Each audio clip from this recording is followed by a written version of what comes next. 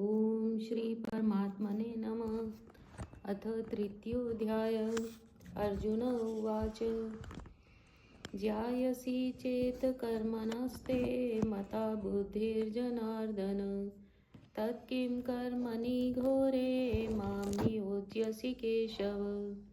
व्यामिश्रेणेव वाक्येन बुद्धिं मोहयसीव मे तदेकं वद निश्चित्य येन श्रेयोऽहमाप्नुयाम्। श्रीभगवानुवाच लोकेऽस्मिन् द्विविधा निष्ठा पुरा प्रोक्ता मया नघ ज्ञानयोगेन साङ्ख्यानां कर्मयोगेन योगिनां। न कर्मणामनारम्भा नैष्कर्म्यं पुरुषोऽश्नुते न च सन्न्यस्नादेव सिद्धिं समधिगच्छति। न हि कश्चित् क्षणमपि जातु तिष्ठत्य कर्मकृत् कार्यते हैवशः कर्म सर्वः प्रकृतिजैर्गुणैः।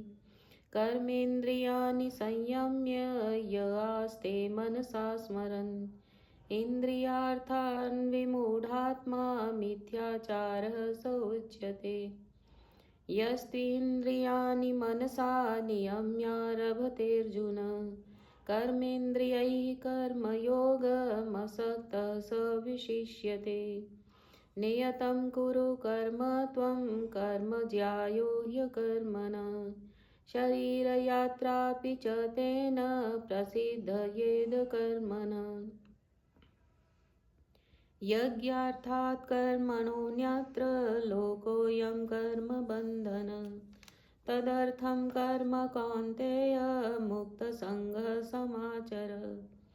सह यज्ञः प्रजा सृष्ट्वा पुरोवाच प्रजापतिः अनेन प्रसविष्यध्वमेष वोस्त्विष्ट कामधु देवान् भावयतानेन ते देवा भावयन्तु वः।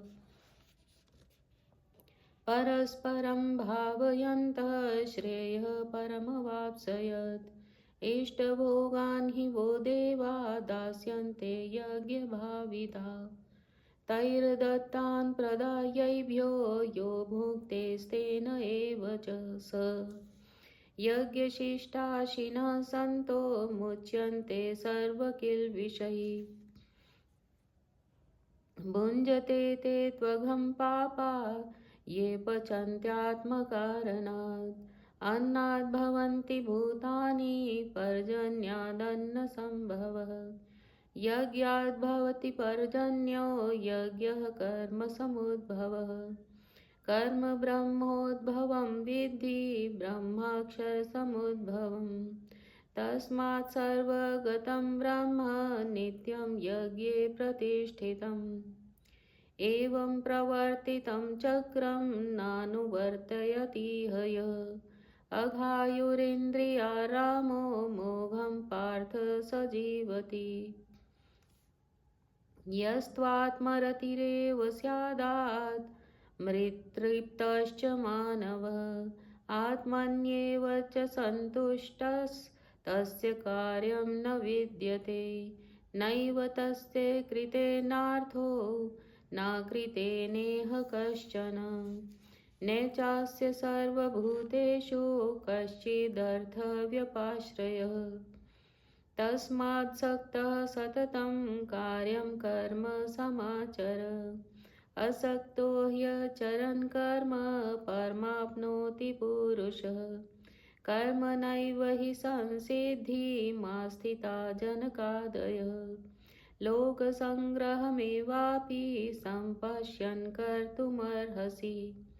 यद्यदाचरति श्रेष्ठस्तत्तद्देवेतरो जनः स यत्प्रमाणं कुरुते लोकस्तदनुवर्तते। न मे पार्थास्ति कर्तव्यं त्रिषु लोकेषु किंचन नानवाप्तमवाप्तव्यं वर्त एव च कर्मणि।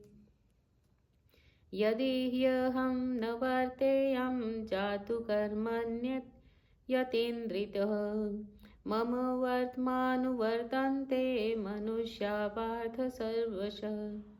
उत्सीदेयुरिमे लोका न कुर्यां कर्म चेदहम् शङ्करस्य च कर्ता स्यामुपहन्यमिमः प्रजा सक्ताः कर्मण्यविद्वांसो यथा कुर्वन्ति भारत कुर्याद्विद्वांस्तथा सक्तश्चिकीर्षु लोकसङ्ग्रहम् न बुद्धिभेदं जनयेद ज्ञानां कर्मसङ्गिनां जोष्येत् सर्वकर्माणि विद्वान् युक्तः समाचरन् प्रकृते क्रियमाणानि गुणैः कर्माणि सर्वशः अहङ्कारविमूढात्मा कर्ताहमिति मन्यते तत्त्ववित्तु महाबाहो गुणकर्मविभागयोः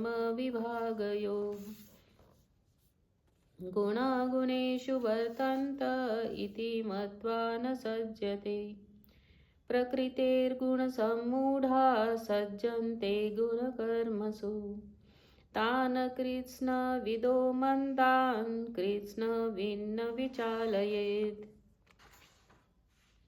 मयि सर्वाणि कर्माणि सन्न्यस्याध्यात्मचेतसा निराशीर्निर्ममो भूत्वा युध्यस्व विगतज्वरः ये मे मतमिदं नित्यमनुतिष्ठन्ति मानवाः श्रद्धावन्तो न सूयन्तो मुच्यन्ते तेऽपि कर्मभिः ये त्वेदभ्यसूयन्तो नानुतिष्ठन्ति मे मतम् सर्वज्ञानविमूढास्तान् विद्धि नष्टान् चेतसः सदृशं चेष्टते स्वस्याः प्रकृतेर्ज्ञानवानपि प्रकृतिं यान्ति भूतानि निग्रहः किं करिष्यति इन्द्रियस्यार्थे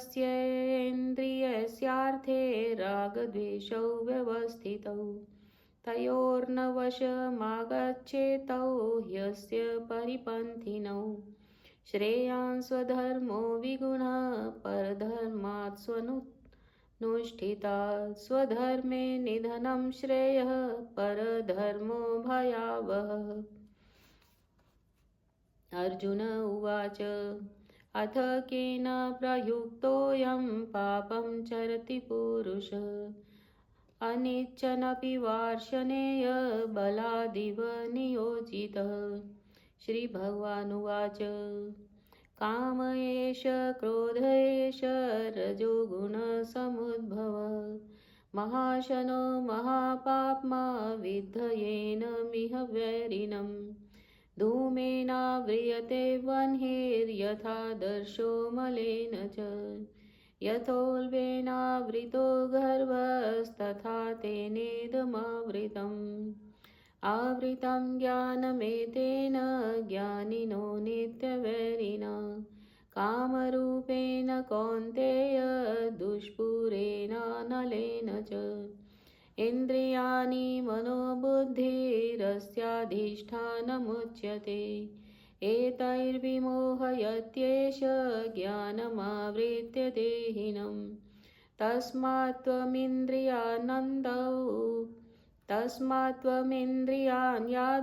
नियम्य भरतर्षभ पाप्मानं प्रजह्येनं ज्ञानविज्ञाननाशनम्